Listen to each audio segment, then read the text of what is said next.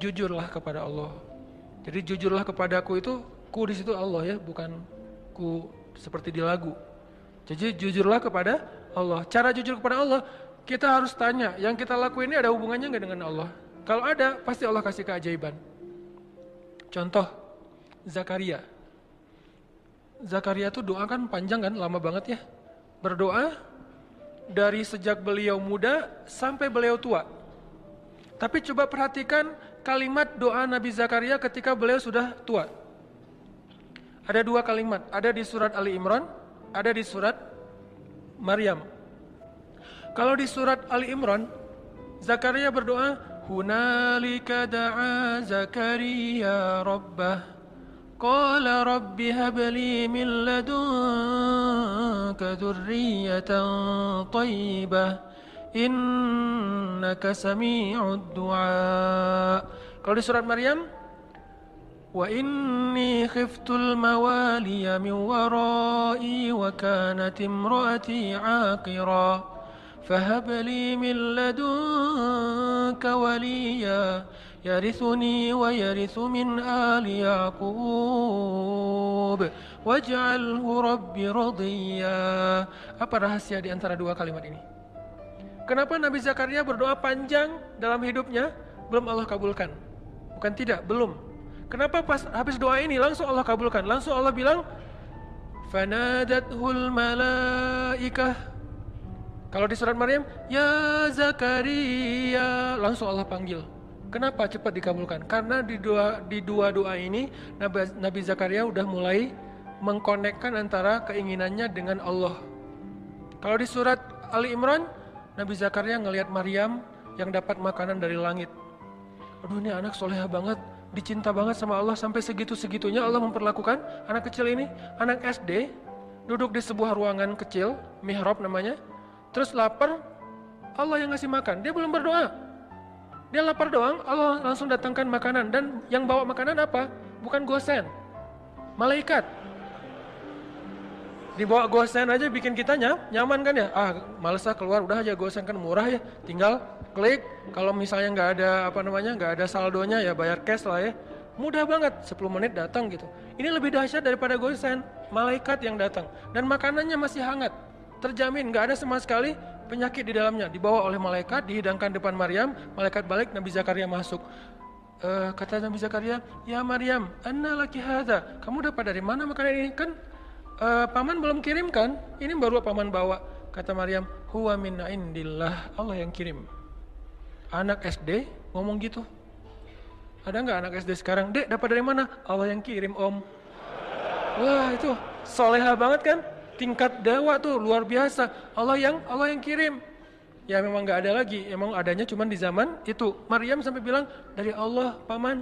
Allah yang kirim. Dan Allah bukan hanya ngomong Allah yang kirim, sampai ceramahin Zakaria. Innallaha yarzuqu may yasha'u bighairi hisab. Allah itu paman, kalau ngasih rezeki itu nggak bisa dihitung-hitung loh. Bin haitsu la yahtasib. Oh iya. Jadi Zakaria dapat taklim dari Maryam. Cuma nanya satu hal tapi dapat ilmu lebih dari yang dia tanya. Ya Maryam, anna laki hadza, kamu dapat dari mana Maryam? Huwa min indillah, innallaha yarzuqu may yasha' bighairi hisab. Ini dari Allah, Allah yang kirim. Allah itu memberi rezeki kepada hambanya. Dan Allah kalau udah ngasih rezeki gak bisa ditebak-tebak dari mana caranya. Itu kata-kata Maryam. Kagum Zakaria. Duh, pengen banget punya anak sesoleha ini. Kan berarti ada hubungannya dengan Allah. Sesoleha ini, soleh. Baru hunalika, saat itu juga di sana Zakaria berdoa, Rabbi habli min ladunka dzurriyyatan thayyibah. Kayak gitu ya Allah, saya pengen kayak gitu. Langsung Allah kirim malaikat, katakan ke Zakaria dia akan punya anak persis kayak Maryam, tapi namanya jenis kelaminnya laki-laki, namanya Yahya. Kalau di surat Maryam, apa doa Zakaria? Wa inni khiftul mawali min warai wa kanat imraati aqira. Ya Allah, dakwah saya nanti siapa yang akan meneruskan kalau saya nggak punya anak? Itu intinya. Jadi pengen punya anak bukan sekedar pengen lucu-lucuan, pengen ada qurrata ayun, penyejuk hati apa, pengen bangga-banggaan anak saya sarjana, anak saya apa segala macam. Bukan, pengen punya anak karena pengen ada yang nerusin dakwah beliau. Kan ada hubungannya dengan Allah kan? Berarti melibatkan Allah dalam permintaannya. Wa inni khiftul mawali وكانت امرأتي عاقرا فهب لي من لدنك وليا. Bukan walada, bukan waliyan. Apa beda waladan dengan waliyan? Waladan cuma anak, waliyan penerus. Beri saya seorang anak yang meneruskan perjuangan saya, dakwah saya, pengajaran saya, taklim saya di Masjidil Aqsa. Yarithuni, tuh ada lagi kalimat penjelasnya. Yarithuni wa yarithu min ali Yaqub waj'alhu rabbi radiyya. Yang mewarisi perjuangan aku, mewarisi perjuangan dari keturunan Yakub dengan keturunan yang luar biasa, orang-orang soleh semua. Maka jadikan dia anak yang kau ridhai ya Allah. Langsung Allah ketika dengar kalimat ini, ya Zakaria, langsung dipanggil sama Allah. Itu cara kalau kita pengen dapat kejutan dari Allah. Libatkan Allah dengan niat. Caranya, coba cari apa hubungannya antara maunya kita dengan Allah, antara proyek kita dengan Allah, antara usaha kita dengan Allah, antara permintaan kita, life goals kita dengan Allah. Kalau nggak ada hubungannya, kita disuruh jalan sendiri. Tapi kalau ada hubungannya, Allah akan support kita. Ya Zakaria, langsung Allah panggil. Inna nubashiruka bi ghulam. Bahagialah wahai Zakaria, berbahagialah, kamu akan punya anak. Ismuhu Yahya, lam naj'al lahu min qablu samiyya. وآتيناه الحكم صبيا وحنانا من لدنا وزكاة وكان تقيا وبرا بوالديه ولم يكن جبارا عصيا وسلام عليه يوم ولد ويوم يموت ويوم يبعث حيا. Spesifik, luar biasa nih. Dikasih dengan spesifik yang istimewa, bukan cuma ini anak laki-laki yang kamu minta, enggak. Allah langsung kasih tahu anaknya itu kayak gimana. Anaknya cerdas, anaknya soleh, anaknya terjaga, anaknya nggak pernah emosian, anaknya nggak pernah baperan, nggak pernah durhaka, nggak gini. Baik banget. Kalau di surat Ali Imran dia siddiqan wa hasuran wa nabiyan, musaddiqan wa hasuran wa nabiyan, anak yang meneruskan perjuangan dakwah, anak yang hasur, menjaga kehormatan, anak yang nabiyan, menyampaikan kebenaran. Ini luar biasa. Kenapa? Karena Zakaria mengaitkan keinginannya dengan Allah. Jadi kalau kita punya satu keinginan, punya satu, bahkan mungkin bukan hope tapi wish, sesuatu yang kadang-kadang kayak nggak kebayang kita bisa nggak sih? Nggak masalah, make a wish, kita bikin sebuah harapan yang menurut kita mungkin gak susah diwujudkan, tapi ketika sebuah harapan yang kita anggap sesuatu yang gak mungkin dilibatkannya kepada Allah, apa sih yang gak mungkin buat Allah? Apa sih yang sulit buat Allah? Bukankah semuanya itu ada dalam pengaturan Allah? Biyadihil mulk. Arti biyadihil mulk, semuanya itu dalam kekuasaan Allah Subhanahu wa taala. Terserah Allah mau diapain, caranya di sini. Faman kanat hijratuhu ilallahi wa rasulih, fa hijratuhu ilallahi wa rasulih. Akhirnya para sahabat yang berhijrah dalam konteks hijrah, berhijrah meniatkan karena Allah. Contohnya, misalnya ada yang berhijrah seorang diri, seperti Suhaib Ar-Rumi, banyak sahabat yang hijrah seorang diri. Beda sama Umar ya. Kalau Umar kan hijrahnya posting ya. Sebelum hijrah posting dulu. Captionnya, ahli Mekah, orang-orang Mekah. Dia mention satu persatu. @Abu Jahal, @Abu Sufyan, satu-satu di mention sama Umar.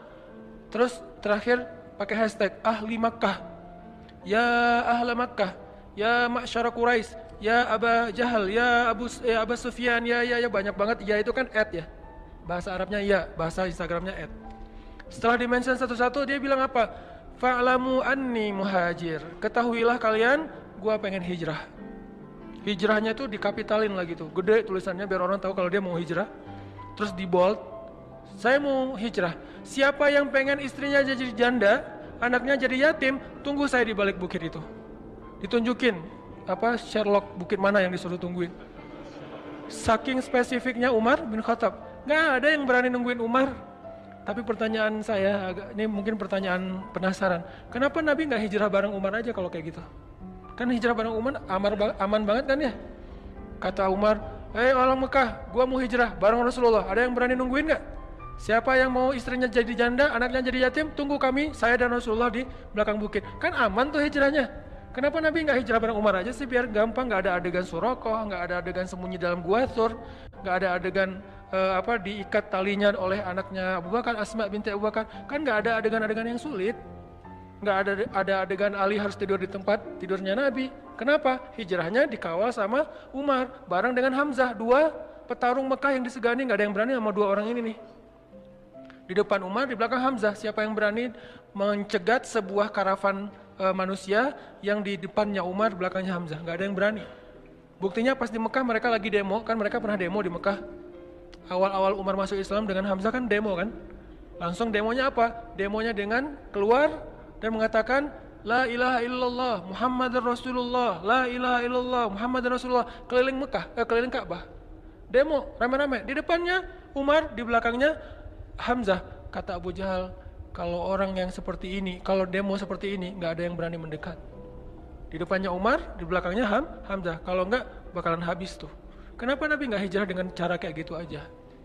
Kenapa hijrahnya pakai orang yang paling lemah fisiknya, paling lemah kaumnya, paling miskin hartanya? Abu Bakar itu orang kaya tapi udah jatuh miskin waktu itu. Ini artinya Allah pengen ngajarin kita tentang hijrah biar Allah aja yang terlibat, bukan Umar, bukan Utsman yang kaya, bukan Hamzah, bukan siapapun.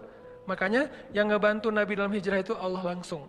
La tahzan innallaha ma'ana, bukan inna Umara ma'ana, inna Hamzah ma'ana, inna Utsman ma'ana, inna qaumana ma'ana, bukan.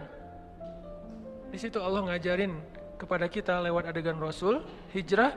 Kalau kita melibatkan Allah, hijrah kita lebih aman daripada melibatkan manusia. Seandainya mau dengan logika kita, pasti Nabi akan hijrahnya bareng Umar. Umar tunggu dong, hijrahnya bareng. Kalau Nabi mengajarkan itu, berarti kita tidak dapat pelajaran hikmah, tauhid, akidah, iman, hadis ini dari hijrah Rasul.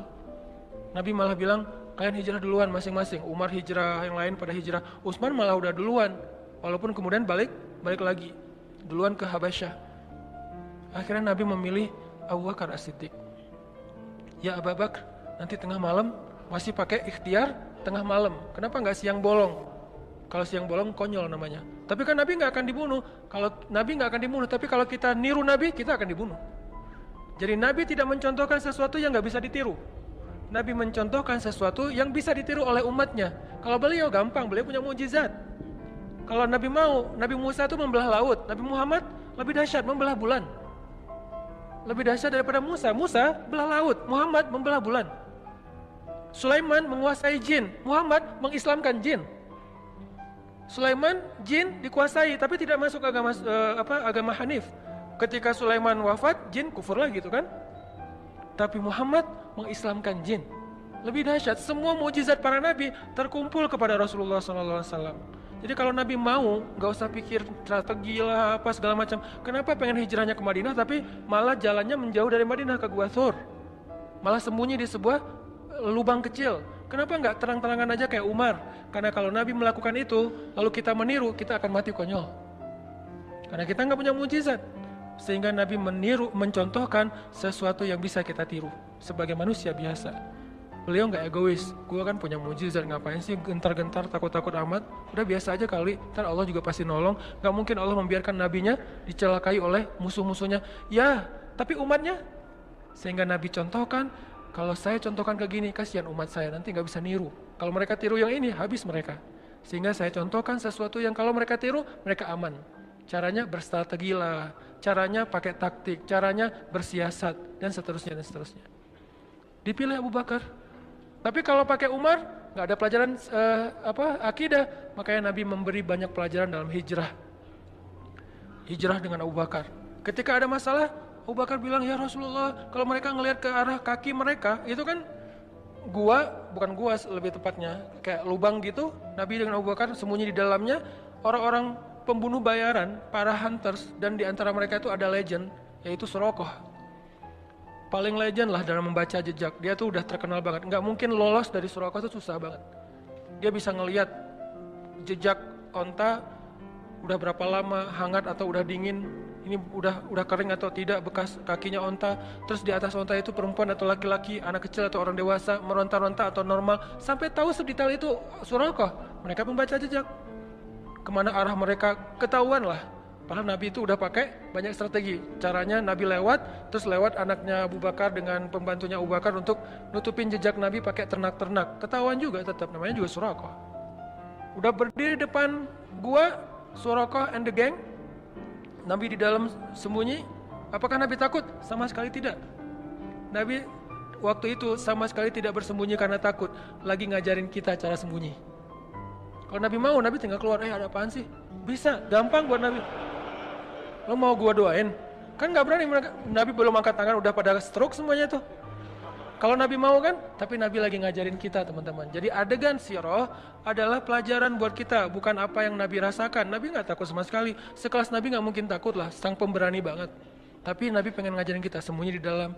Abu Bakar resah, bingung di mana nih kalau mereka ngeliat ke atas, ke bawah. Mereka udah ngeliat ke atas bukit, nggak ada. Ngeliat ke kanan nggak ada. Ngeliat ke kiri nggak ada. Ngeliat ke belakang nggak ada. Cuman satu lagi yang nggak dilihat, ke bawah. Allah tahan pandangan mereka untuk ngelihat ke bawah. Ini cara Allah nolong mereka. Walaupun sebagian ulama bilang ada sarang laba-laba dan merpati, tapi sebagian besar ulama mengatakan tidak. Ini masih perdebatan lah ya, Allahu alam. Yang jelas, yang pasti di antara mereka sepakat, Allah memalingkan mata mereka dari melihat ke bawah. Sehingga Abu Bakar bilang, ya Rasulullah, kalau mereka ngelihat kita ke bawah pasti ketahuan. Terus ntar kita gimana ngelawan mereka? Kita nggak bawa senjata. Berdua pula, mereka ada lebih dari 20 orang dan semuanya itu petarung. Nabi mengatakan, ya Abu Bakar, ma zannuka bisnain? Ya Abu Bakar, kenapa kamu pikir kita cuma berdua? Ini melibatkan Allah. Ini di sini nih. Kenapa kamu pikir kita cuma berdua, Abu Bakar? In Allahu tsalisuhuma. Allah yang ketiga. Jadi kalau kita berdua, mungkin kita perlu khawatir. Tapi kalau kita bertiga, la tahzan, innallaha ma'ana. Enggak usah khawatir Abu Bakar, Allah bersama kita. Abu Bakar orang soleh, digituin, ya langsung tenang. Kalau Abu Bakar bilang tapi, pasti ketahuan tuh. Karena kalau kita berburuk sangka kepada Allah, maka Allah tergantung prasangka hambanya. Berhubung Abu Bakar ini as-siddiq, orang yang selalu membenarkan, nggak pernah protes, nggak pernah membantah, maka ketika Nabi bilang la tahzan innallaha ma'ana, Abu Bakar langsung tenang, langsung oh ya innallaha ma'ana, ya udah tenang aja. Mau tidur dulu Rasul, santai. Mereka akhirnya nggak ngeliat ke bawah, udah pergi aja, udah pergi, tinggal berdua. Besok keluar, melanjutin perjalanan, ketahuan lagi sama Suraqah, karena mereka nggak mau nyerah. 2 hari mereka tungguin. Gak mungkin Muhammad pergi karena aku udah baca beberapa tempat jalan keluar dari Mekah itu gak ada jejak mereka, pasti mereka ada di sini. Suraqah punya feeling, instingnya tuh bagus. Belum keluar Muhammad, belum keluar, dia cari siang malam. Ketahuan juga pas hari Nabi keluar Mekah. Dari kejauhan Suraqah ngelihat. Pas Suraqah ngelihat dikejar oleh Suraqah, kan Nabi udah bilang innallaha ma'ana, Allah bersama kita, biar Allah aja yang beresin Suraqah, nggak usah kita jalan aja santai. Abu Bakar jalan, nggak usah dipercepat langkahnya. Sampai Nabi bahkan nggak mempercepat langkahnya loh, dikejar sama Suraqah dengan ontanya yang cepat, Nabi santai aja. Kenapa? Biar Allah aja yang beresin dia. Ternyata Allah punya cara yang lebih indah daripada yang kita bayangin. Kalau kita punya teman yang tangguh kayak Umar bunuh Suraqah gitu kan, Umar pasti akan ngeluarin pedang. Kalau Allah tidak membunuh Suraqah, tidak menaklukkan fisik Suraqah, tapi menaklukkan hati Suraqah. Gitu yang paling indah. Makanya biarin Allah yang beresin urusan kita. Allah punya cara yang lebih smart daripada cara kita. Namanya apa? Min haitsu la yahtasib, yang tidak terduga-duga. Tiba-tiba Suraqah ontanya ngambek, nggak mau jalan, tiba-tiba kayak habis bensin gitu loh. Kenapa sih kok mogok nih onta gua nih? Onta Suraqah tiba-tiba mogok, padahal itu onta bagus banget loh. 4000 cc kali ya, cepet banget ya. Kenapa mogok? Onta bagus, baru juga, malah STNK-nya juga, BPKB-nya juga belum jadi gitu. Kok udah mau mogok? Heran Suraqah. Akhirnya Suraqah turun, jalan, pas dekat dengan Nabi bilang, ya Suraqah, ma bika ya Suraqah. Kamu kenapa sih Suraqah gini-gini amat sama saya, kata Nabi. Suraqah nggak enak gitu. Nabi itu kan orangnya kayak mempesona ya. Kalau Nabi udah menatap, orang lagi, aduh kegeeran. Nabi itu keren banget loh. Bukan dalam arti negatif ya, dalam arti nggak enak. Orang segan sama Nabi itu segan banget. Kalau ngeliat wajah Nabi langsung yang marah nggak jadi marah. Saking sempurnanya akhlak Nabi SAW. Jadi kalau Yusuf sempurna fisiknya, Nabi sempurna akhlaknya. Yusuf mempesona fisiknya, Nabi mempesona akhlaknya. Jadi kalau ada cewek ke Yusuf kelepek-kelepek, ke Nabi kelepek-kelepeknya jadi masuk Islam. Siapa? Sofia. Jadi kalau di zaman Yusuf ada istri Al-Aziz kelepek-kelepek sama Yusuf sampai digoda berbuat dosa, kalau Nabi kelepek-kelepek bukan digoda buat dosa, jadi taat. Itu kan keren banget ya. Gara-gara dekat sama Nabi yang tadi benci banget, kata Sofia, tidak ada orang yang lebih saya benci di muka bumi daripada Muhammad. Tiba-tiba setelah beberapa saat Nabi ngomong, terkesima dengan kata-kata Nabi, santun banget, pemilihan diksinya tuh tepat banget, sampai kemudian dia bilang, tidak ada orang yang lebih saya cintai di muka dunia daripada Muhammad. Dari benci banget, jadi cinta banget.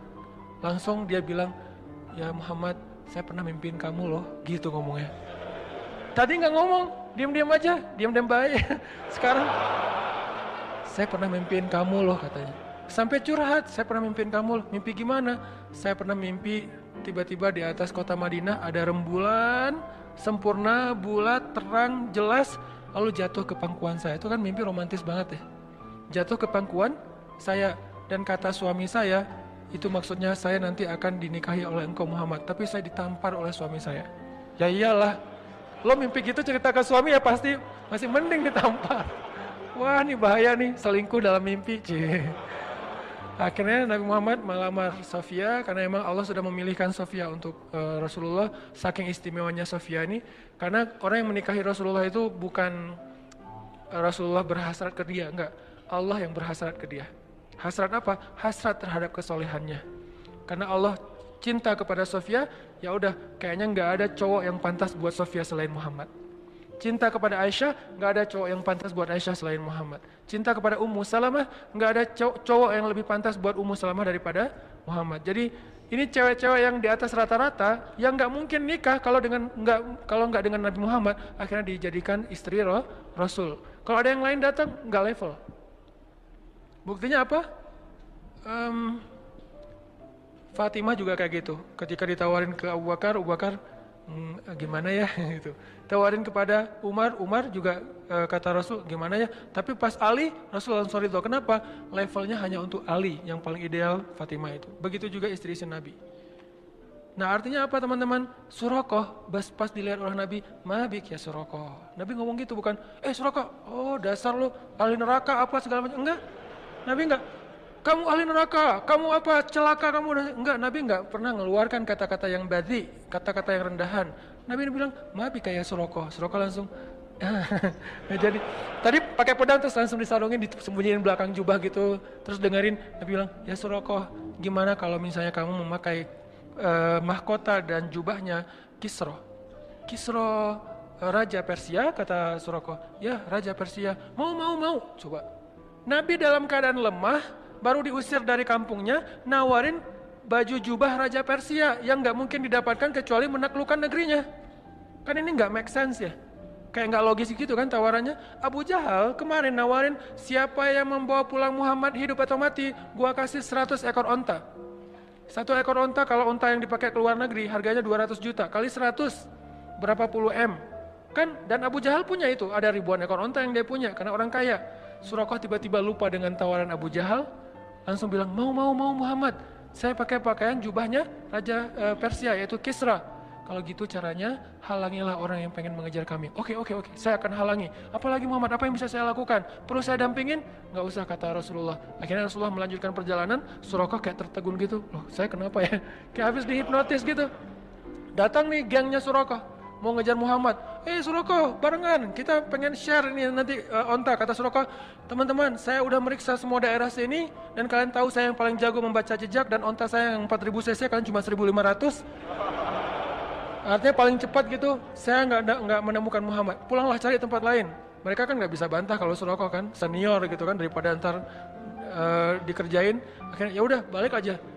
Nabi bisa selamat hanya berjalan berdua dengan Abu Bakar As-Siddiq. Kenapa? Melibatkan Allah thalithuhuma. Ma zannuka bisnain ya Abu Bakar. Kenapa kamu pikir kita cuma berdua Abu Bakar? Allahu thalithuhuma. Allah yang ketiga. Bisa nggak sih kita dalam hidup tuh bilang ke istri, ma zannuki isnain, kenapa mama bilang kita cuma berdua, mah kan ada Allah yang ketiga di antara kita, kan itu luar biasa ya. Atau istrinya yang ketika suaminya galau, mulai agak khawatir nih gimana ya, ini gimana ya dalam pekerjaannya, istrinya bilang, "Pah, ma zannuka bisnain? Allahu salisuhuma." Catat kalimat ini nanti. Ma zannuka bisnain. Gak bisa Ustaz, bahasa Arab susah, udah bahasa Indonesia aja. Kenapa papa mikir kita cuma berdua, Pak? Kan Allah yang ketiga. Oh iya ya, Allah yang ketiga, langsung Allah bantu tuh. Tapi kalau papanya bilang, tapi mah, nah berarti ana inda zanni abdi bi. Aku tergantung gimana persangkaan hambaku kepadaku.